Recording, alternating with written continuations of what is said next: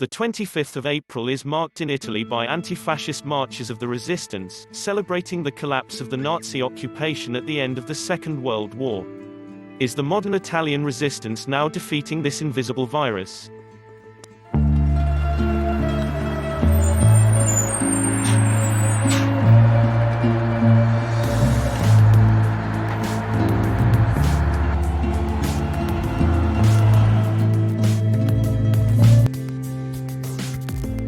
Despite many wartime partisans unable to celebrate as they have done since 1945, and with numbers dwindling as the years pass by, many resorted to tactics that resembled the defiance of the occupation, and proudly displayed their medals and flags from their balconies. As one was reported to have said, 75 years after of our resistance against a visible enemy, today we find ourselves resisting an invisible enemy. And perhaps it's this defiant spirit in which Italy's now allowing some businesses to open this week. Before you discover how Italy's paving the way to getting back to some form of normality, please subscribe to the Expat Essentials for Italy YouTube channel, and then click the bell icon to avoid missing out on important news and further videos on life in Italy. And feel free to share the video and link, too. Plus, if you watch the video to the very end, you'll be able to gain access to a special bonus to help you create videos like this. So, how's Italy going to start the long journey back to a new norm? Well, this is what's on the agenda. 1. Businesses within the manufacturing and construction industries will, at long last, restart from the week commencing Monday the 4th of May. 2.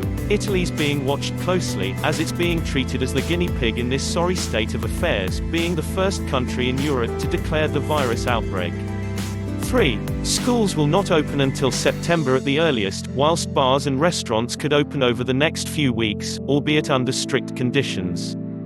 4. Export companies are deemed to be strategic, so these companies will start up almost immediately.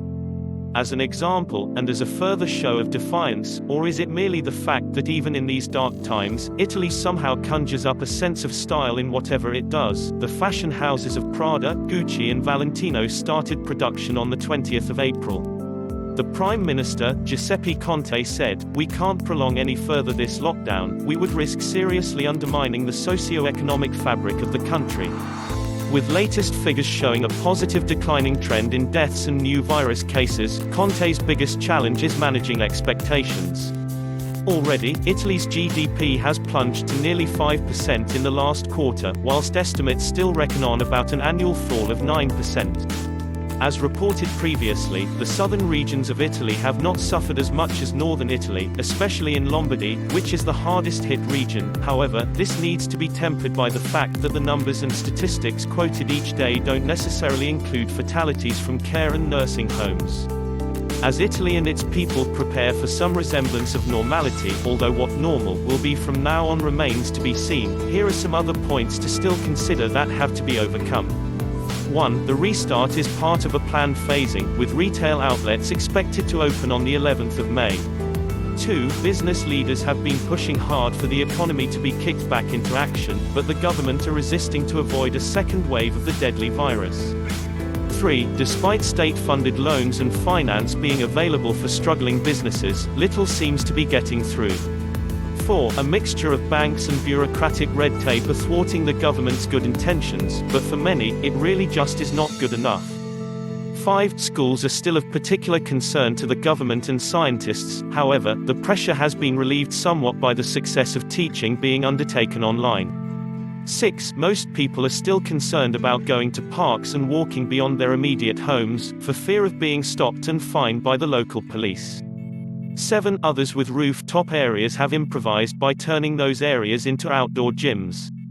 8. The biggest headache for the Italian government is how to gradually lift the social distancing measures.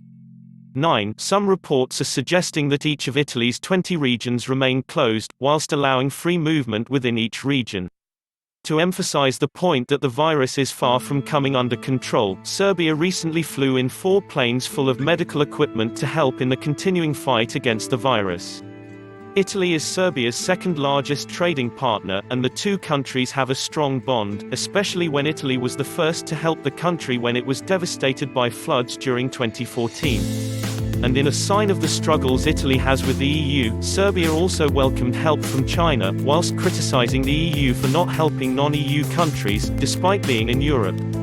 The ongoing struggle between Italy and the EU is still simmering. It's a matter of time before it comes to the boil again.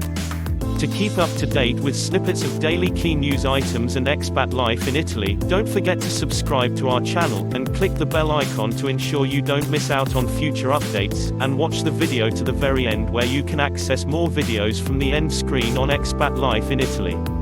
Plus, don't forget to check out the special bonus to help you create videos like this, in the description box below this video. Thanks for watching. Here are those videos coming up. Until next time, ciao for now.